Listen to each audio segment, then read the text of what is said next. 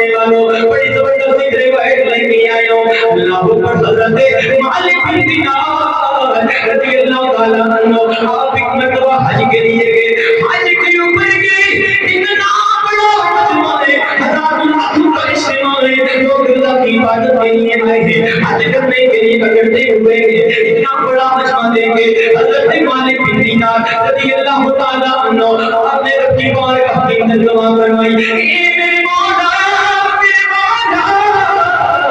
اتنی دنیا آئی ہے اتنی سنگت آئی ہے تیری عبادت کرنے کے لیے تیرے لیے حج کرنے کے لیے اتنے لوگ آئے ہیں اے میرے مولا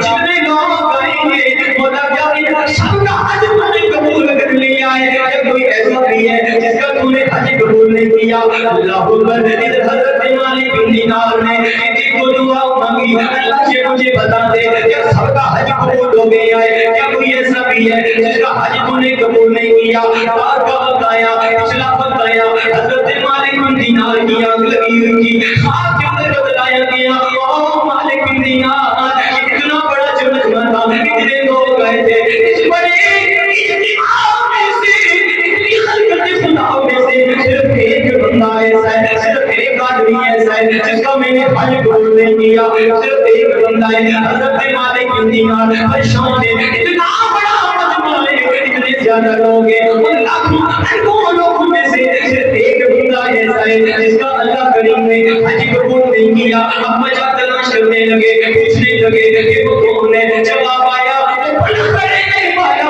محمد بن ہارون اس کا نام ہے اس کا حج اللہ تعالیٰ نے قبول نہیں کیا اگلا دن آیا حضرت مالک بن دینار اب تلاش کے لیے نکلے کہ وہ بڑا کرنے والا وہ کدھر ہے اللہ پر آج جو حجاج کرام حج کے لیے جاتے ہیں معتمر جو عمرہ کرنے کے لیے جاتے ہیں اس دور کے اندر بھی یہی وہاں یہ حساب و کتاب یہی معاملہ ہے پاکستانیوں کے لیے الگ جگہ ہے انڈیا والوں کے لیے الگ جگہ ہے جو قافلہ چل رہا ہے ایک جگہ کے اوپر ٹھہراتے ہیں اس وقت حضرت مالک بن دینار نے جب پتہ کیا کہ فلاں جگہ کے اوپر الگ سے جو قافلہ آیا ہے اس جگہ ٹھہرا ہوا ہے حضرت گرامی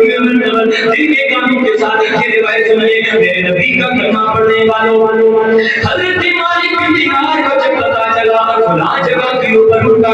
قافلہ ہے حضرت مالک بن دینار وہ بلد کے اندر وہ بلد کی قافلے کے پاس آئے ان سے آ کے پوچھا بتاؤ کہ تم میں کوئی بلد سے آیا ہوا محمد بن ہارون نام کا ہے انہوں نے بتایا ہاں ہے بتاؤ وہ کدھر ہے کہا کہ وہ اللہ والا ہے وہ ہر سال حج کے لیے جاتا ہے وہ رات پوری عبادت کرتا ہے نفل پڑھتا رہتا ہے دن سارا وہ روزے رکھتا رہتا ہے جیسے کہ حضرت مالک بن دینار نے سنا آپ نے ادھر سے جنت تصور کیا کہ رب کہتا ہے میں نے اس کے حج کو قبول نہیں کیا باقی سب کے حج کو قبول کر دیا ہے ایک وہ بندہ یہ لوگ تو کہنے لگے کہ ہر سال وہ حج کرواتا ہے وہ ہر سال حج کے لیے آتا ہے اتنی زیادہ وہ عبادت کرتا ہے اللہ اکبر انہوں نے پوچھا وہ کدھر ہے بتلایا گیا کہ فلاں جگہ کے اوپر ہے اللہ اکبر حضرت مالک بن دینار آپ فرماتے ہیں کہ اس کے پھرنے کے اندر چلا گیا حالت نماز کے اندر تھا وہ بھاگے وہ نفل پڑھ رہا تھا میں نے دیکھا تمہیں جا کے پاس بیٹھ گیا میں نے جا کے اس کا انتظار کیا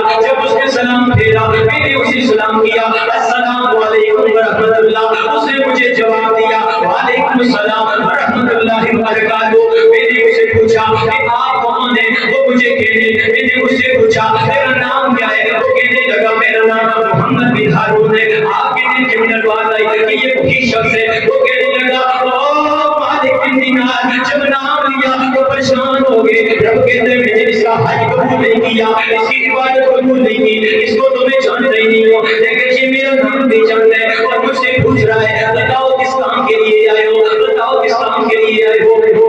حضرت مالک بن دینار نے عرض کی آپ کہنے لگے میں ویسے ہی آپ کی ملاقات کے لیے آیا ہوں حضرت وہ خود کہنے لگا محمد بن ہارون علیہ کہنے لگا نہیں آپ ملاقات کرنے کے لیے نہیں آئے آپ بات کرنے کے لیے آئے ہیں یہ اللہ تعالیٰ نے سب کے حج کو قبول کیا ہے میری عبادت کو رب نے قبول نہیں کیا مالک بن دینار بہت پریشان ہوئے کہ یہ اتنا کچھ جانتا ہے اتنی عبادت کرنے والا ہے جو 20 سال سے یہ حج کرنے کے لیے آ رہا ہے اس کو پتہ بھی ہے میرے دل کے اندر کیا ہے میں کیا بات لے کے آیا ہوں پھر رب نے اس کے حج کو کیوں قبول نہیں کیا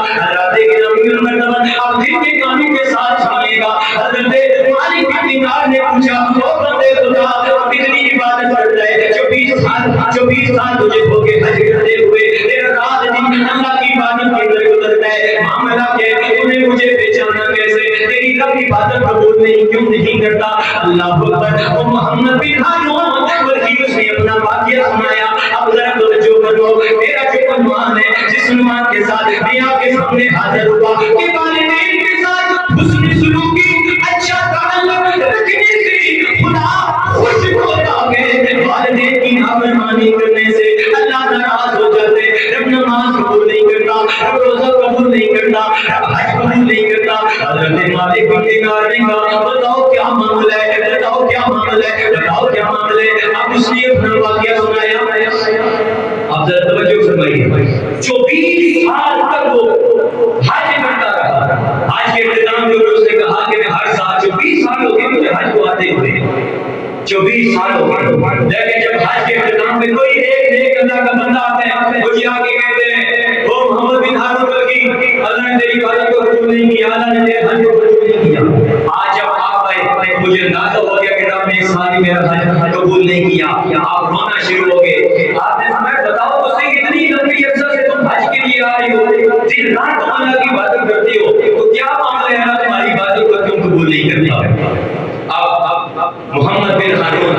وہ کہتے ہیں کہ اصل میں معاملہ یہ ہوا کہ میرے والدین کے پاس بہت زیادہ پیسے تھے، بہت زیادہ ثروت والے تھے، بہت زیادہ دولت والے تھے۔ میرے ماں باپ مجھے کھلے پیسے دیا کرتے تھے اور میں ان کے اوپر نشے اور بدماشیاں کیا کرتا تھا۔ پھر اس نے اپنا یہ واقعہ سنایا، کہا کہ بیٹی کے لیے مجھے والد میرے لیے کچھ پیسے دیے کہ جاؤ بازار سے یہ سامان لے کے آؤ، لیکن میں گیا اپنے دوستوں کے ساتھ، میں نے نشہ کرنا شروع کیا، میں نے شراب پی، رمضان کا مہینہ تھا، واپس جب عصر کے وقت گھر آیا تو میں نے دیکھا کہ میری والدہ میری ماں وہ تندور کے پاس کھڑی ہو کے روٹیاں پکا رہی ہے، میں نشے کے اندر مست تھا۔ میں نے اپنی ماں کو کہا ماں مجھے بھوک لگی ہے، مجھے روٹی دے دو۔ ماں نے کہا بیٹے تجھے شرم نہیں آتی، رمضان کا مہینہ ہے، خود تو نے روزہ نہیں رکھا، کم سے کم باقیوں کا خیال تو کر لے۔ محمد بن ہارون کہتے ہیں ماں نے مجھے یہ بات کی، میں شراب کے نشے کے اندر مست تھا، مدہوش تھا، میں نے اپنے تھپڑ کے ساتھ اس کے چہرے کے اوپر مارا، ماں اسی تندور کے اندر گر گئی اور وہاں جلنے لگی۔ لوگوں نے مجھے پکڑ کے ایک کمرے کے اندر بند کر دیا۔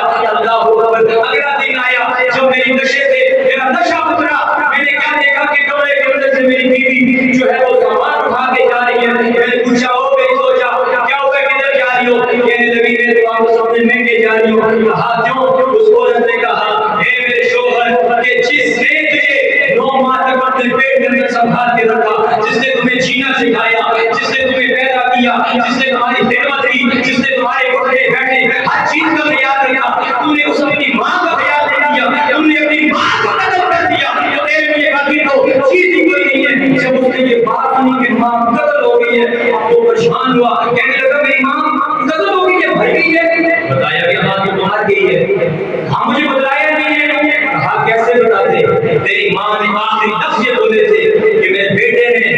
میرے اوپر اتنا ظلم کیا ہے، اتنا مجھے تنگ کیا ہے، اب میرا چہرہ بھی اس کو نہیں دکھانا، اس وجہ سے میں ہم نے تمہیں بتایا نہیں ہے۔ اللہ اکبر۔ جب یہ سارا واقعہ سنایا نا، کہتے ہیں کہ